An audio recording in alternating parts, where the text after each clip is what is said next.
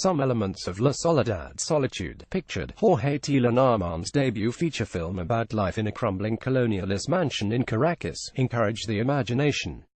Jose Dolores Lopez spends his days and evenings scanning the walls and gardens of the house with a metal detector in search of a stash of Morocota's gold coins that his grandmother told him were hidden centuries earlier by previous residents. At night, lying awake in bed, he finds himself drawn into the garden, looking out towards a ghostly presence in the undergrowth.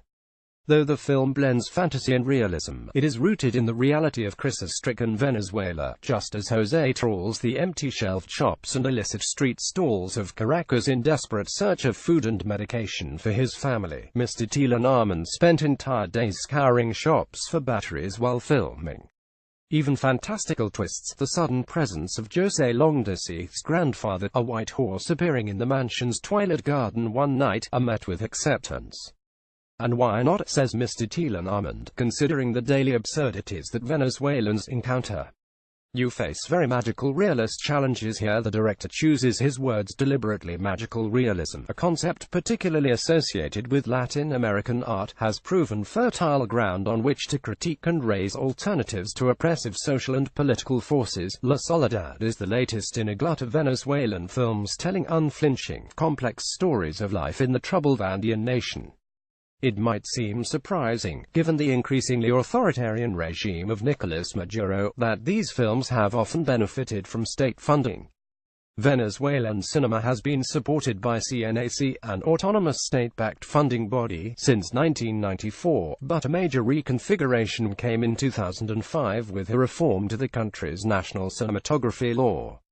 This dictated quotas for the proportion of Venezuelan films in theaters, initiated a tax on cinemas and distributors to fund Venezuelan filmmakers, and granted tax exemptions for private sector support of Venezuelan films.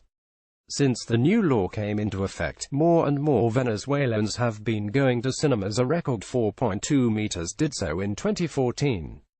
This was thanks in part to productions made at Villa del Cine, a state-run studio opened in 2006, as Hugo Chavez launched a revolution cultural to counter the influence of cultural imports from elsewhere, especially popular blockbuster movies from America.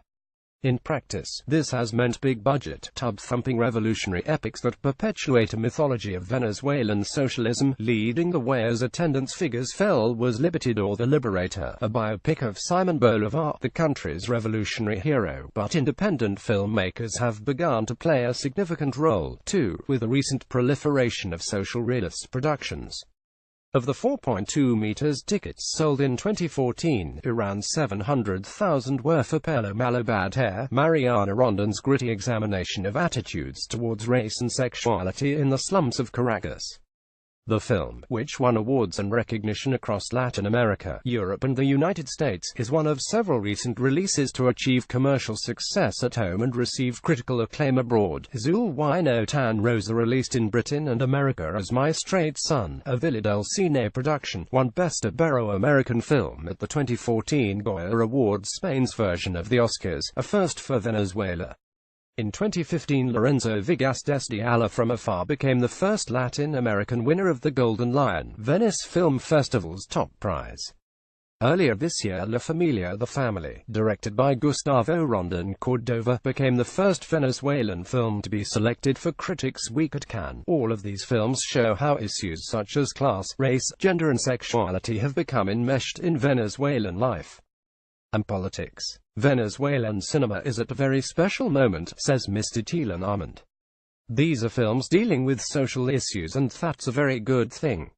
And although La Soledad is an exception because of the terms of the film's funding through the Venice Biennale, CNAC has provided some level of funding for many of these socially conscious films.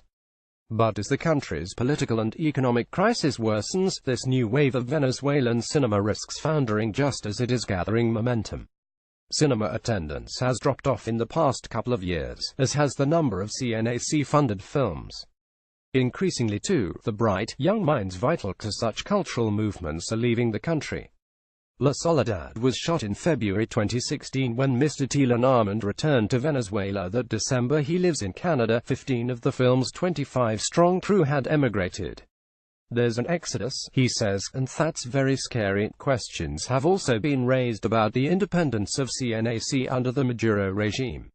In February, Mr. Maduro stated the need to tell the story of Hugo Chavez on screen, to counter the distortion and manipulation on the part of the television networks of the international oligarchy. Since then, posts on CNAC social media accounts have urged Venezuelans to back Mr. Maduro. In July, Aracelis Garcia, a deputy culture minister, was appointed temporary chair of CNAC, a position held concurrently with her role at the culture ministry, drawing a direct line between CNAC and the government. CNAC still commands the respect of Venezuelan filmmakers, but many are worried about the future. There has been a bit of an explosion, says Mr. Thielen Armand, but we don't know what's coming after. As with many of those responsible for the recent critical success of Venezuelan filmmaking, he is already working on his next film, which he says will also depict the realities of contemporary Venezuela while seeking a more hopeful future. His production company is called La Faena, which roughly translates to the work. It's my duty, he says, to do what needs to be done. Spectators at home and abroad will be waiting.